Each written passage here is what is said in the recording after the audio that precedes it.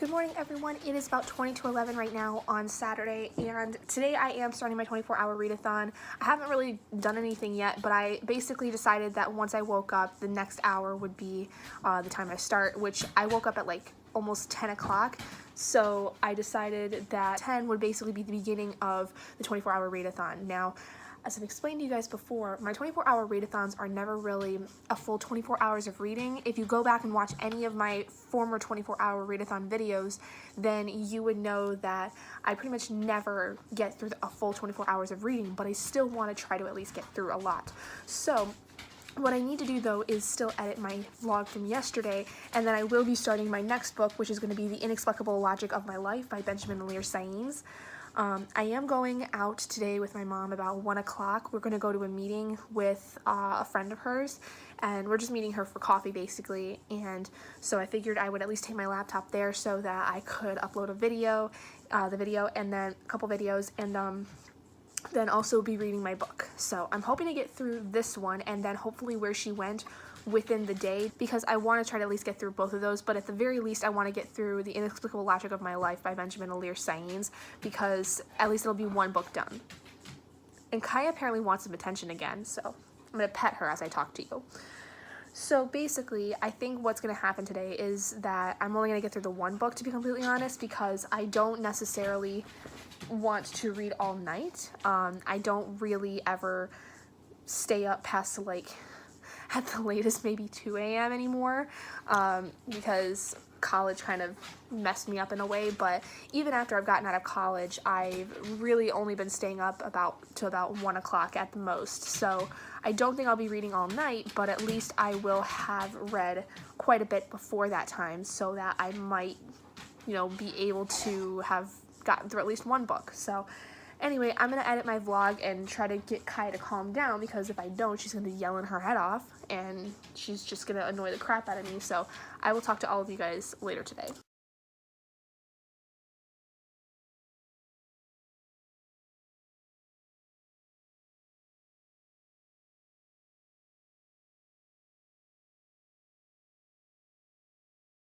Hey guys, so it is currently 6 o'clock right now, and I have done very minimal reading today because earlier I went out to have coffee with my mom and one of her friends, and mostly just did some editing and video planning stuff there, and I did a little bit of reading. I read like a chapter of The Inexplicable Logic of My Life by Benjamin Sainz, and that was not enough, clearly, for what I want for today, and I've just honestly spent probably the last 45 minutes downloading Sims 4 stuff. I've been downloading mods and packs and stuff like that, not packs, room sets and stuff like that you can get on Mod the Sims and the Sims resource. And yeah, I should be reading, but I haven't. But I'm promising myself now that once I'm done with downloading all this stuff and then making sure my game works, I'm going to read for the rest of the night, because I don't have anything else going on. I do have to go out tomorrow and pick up Robert and bring him back here, because he's going to be looking for a car on Monday, since that is his day off. And then I might not even have to take him back, because hopefully he'll find a car on Monday and be able to get it. So yeah, my hope is that by the end of the night I'll at least have finished The Inexplicable Logic of My Life. It seems like it's gonna move fairly quickly, like Aristotle and Dante did, but I don't know, maybe, not quite sure. I haven't really gotten that far into it, so I don't even know if it's any good, but yeah, we'll see. So anyway, I'm going to continue doing this for the next several minutes so I can download a bunch of the stuff that I found, and I will talk to all of you guys a little later with hopefully a much better update than what I just gave you. Hey guys, it's about 11:25 at night now, and since I left you guys, I downloaded all my mods and several of things for custom content that I decided to get from my game, and I tested some of them out, but for some reason some of them aren't working, and I don't know if it's because the game hasn't, it's been updated too much to where these mods are not going to work anymore. So that's a possibility. I'll have to check on that a little later, probably tomorrow, before I record my next episode of my childhood Let's Play and my childhood friends Let's Play. So yeah, then I had dinner, and then a little bit while later I went and took a nice hot bath and watched some of the live show for the Contemporary-a-thon, which was really awesome. I think at this point they've already stopped it. I don't know. I had to like close out of the live show because I was talking to my mom before she went to bed, so I don't know if they've ended it already by the time I'm recording this clip. But as far as my progress for The Inexplicable Logic of My Life, I am on page 109. I will be reading more before I go to bed today, so I'll let you guys know for sure what I got to before I went to sleep. For tomorrow, I'm still in the process of my 24-hour readathon. It is going to be ending at 10 a.m. tomorrow because that is when I officially started it. And from what I know of what the BookTube games are saying is that you just have to have set 24 hours and you try to read as much within that time, and there's no penalties for like sleeping or anything. So that's basically what I've done in the past, is my 24-hour readathons would not have penalties for like sleeping and, you know, having a life. So it was just how much can you try to read within a 24-hour period, and for that we would get like each person that does it gets like 100 pages extra for their team. So say I started it last night at midnight and I only read 109 pages over the course of the day, and in the next like half hour I don't read anymore, and the 24-hour readathon would stop at midnight.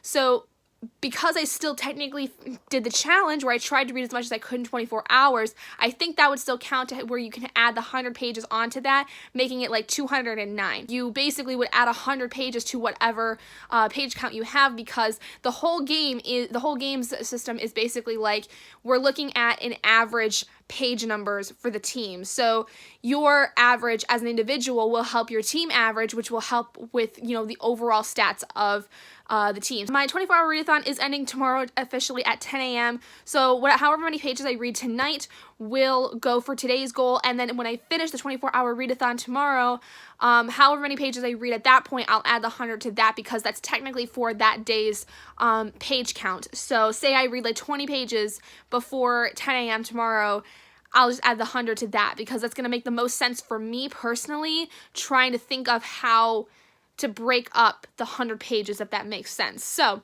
anyway, that's not Contemporary-a-thon stuff anyway, but as far as my thoughts on The Inexplicable Logic of My Life at this point, I think it's very similar in a lot of ways to Aristotle and Dante. I think that the overall idea of the coming-of-age story, you know, obviously is the same, but for this one, there are some major changes, because for the first aspect of it, we have a character who is raised by a single dad who is his adoptive father, and the father is gay, and he's Mexican American. The main character, Sal, though, I believe is white, if I'm not mistaken. Somebody makes a comment about him being an actual white kid, and he talks about how it's very strange for him because he's never felt like he was really white, being raised in a Mexican American family. And unfortunately for this kid, he goes through a lot, because not only did his mother die when he was very, very young, and he was adopted by this man that was either a really close friend of the mom's or was a former lover. I'm not even quite sure the relationship between the mom and his adoptive father. But he also is losing his grandmother. His grandmother is sick and dying of cancer. And he may have a thing for his best friend who is in the story. And I don't know whether the two of them will get together, because I don't even really know if he has a thing. Because it almost seems like he has a thing for her, but he's not willing to admit it. This character, she's kind of into bad guys. She doesn't really see Sal as anything but a really good guy, and she kind of wants him to stay that way.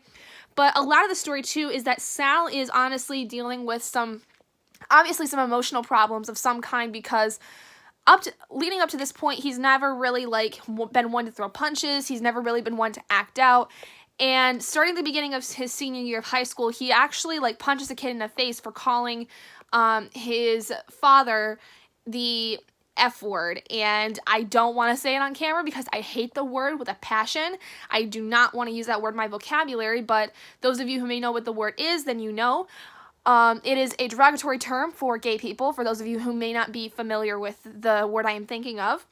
But, so he attacks this kid, and from there, he kind of starts to realize, like, he's becoming a little bit more violent than he used to be, and he's not quite sure why that is. And I think a lot of the story is him figuring that out. I like it so far, but I'm kind of having the same problem with what I did with Aristotle and Dante, where I'm kind of like, what's the point of this story? Because at this point, there's just a lot of stuff about the relationships that Sal has with everybody, and I like that. I like that about character-driven stories where we just see the relationships they build with others, and kind of like their thoughts on different things within their environment and with the people around them.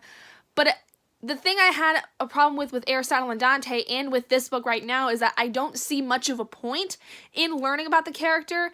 I'm starting to see it a little bit earlier in this one where I'm kind of understanding it's more of like a true coming of age story where we're learning about how this character is starting to change and he's starting to kind of have almost this identity crisis in a way, but not fully. So I kind of like that I get to see that a little earlier than I did with Aristotle and Dante, but I don't know for sure if that's the real point of the story, so I'm kind of like wanting to get through more of it to see if that's really the point of the story or if there's something completely different. So anyway, that is going to be it for me tonight. I will let you guys know when I get to by the end of tonight in tomorrow's vlog. I don't think I'm going to be reading the entire day, but I'm going to try my best to at least get through the majority of this, and if not finish where she went, get through a large part of that as well. But I know that one's going to be a little bit shorter, so I might get through it. It just kind of depends on how the day goes. But I will see all of you guys tomorrow, so bye!